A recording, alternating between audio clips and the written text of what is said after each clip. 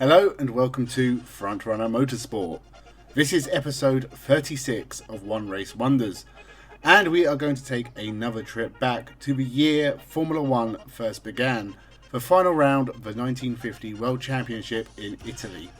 We have been here before, when we looked at Clement Biondetti and his Jaguar-powered Ferrari, but today we are looking at another driver who made his sole appearance in Formula One at the same Grand Prix at Monza, Dorino Serafini.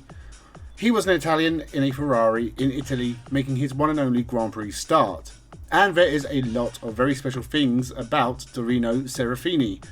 But before that, make sure you check out the other episodes of One Race Wonders.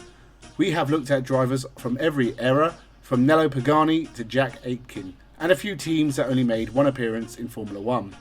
So check out the playlist after this video and subscribe. Let's jump right into the career and single Formula One appearance of Dorino Serafini. Teodoro Dorino Serafini was born near Pesaro in Italy. His father was a keen motorcyclist, and as it turned out, so was Dorino, making his motorcycle debut in 1928 on a locally made Benelli bike. He quickly made a name for himself and was very successful on the European scene, winning the 1939 European 500cc Championship aboard a Gilera. But any further success was halted by a little thing known as the Second World War. Serafini survived the war, despite his village being surrounded by German soldiers, who only left the village after a commanding officer recognised a picture of Serafini standing on a podium in Germany. His fame saved his family and his neighbours' lives. After the war, Dorino Serafini turned to four wheels instead of two. Not that four wheels were any safer in the late 40s and early 50s. He would start with Austin Healey's in the Targa Floria and Fraser Nash's in various sports car events, before moving on to single-seaters. In 1948 he was racing a Maserati for the Scuderia Milano team at the 13th Grand Prix des Communes at St. Gaudens.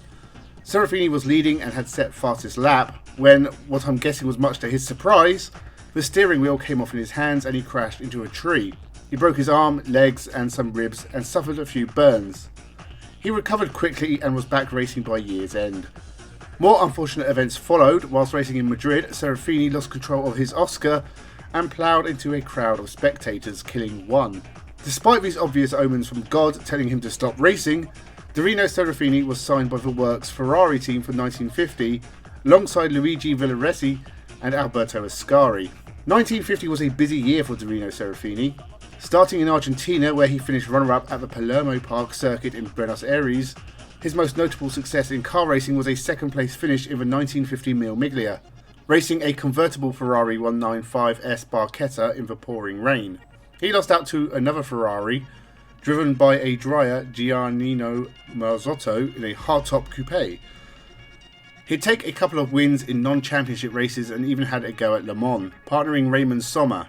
Their Ferrari would not make the finish after suffering an electrical fault. Then he would take his one and only start in Formula One Grand Prix racing, the 1950 Italian Grand Prix at Monza. This was the final round of the first ever Formula One World Championship. Ferrari had not taken a win as Alfa Romeo won every round except the Indy 500. Dorino Serafini was very impressive in qualifying, managing a 6th on the grid.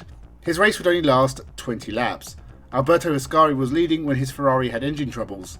As the rules allowed in 1950, Dorino Serafini was called in and gave his car to Alberto Ascari, who went on to finish second. Technically, Dorino Serafini finished second in his only Formula One start, making him the only driver ever to have a 100% podium-to-race ratio. Serafini was retained by Ferrari for 1951, but his career was not to last much longer. He finished runner-up in a couple of non-championship Grand Prix, but would have another big crash in the 1951 Mille Miglia, getting severely injured once again.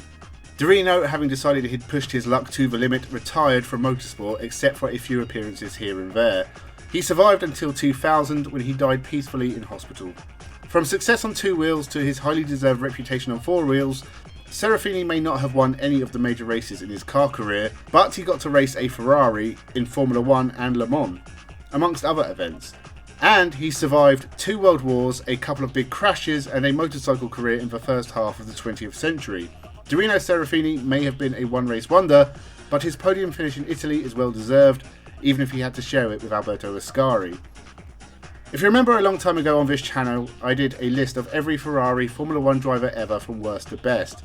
Dorino Serafini was ranked number 50 on that list. Maybe 51st now that Carlos Sainz Jr. has had some mild success for the Scuderia. I bring it up because in that video he only got a brief mention.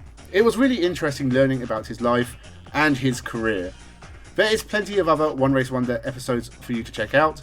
Make sure you watch the full playlist, leave your thoughts in the comments below, make sure you subscribe to the channel, thank you for watching, and have a good one.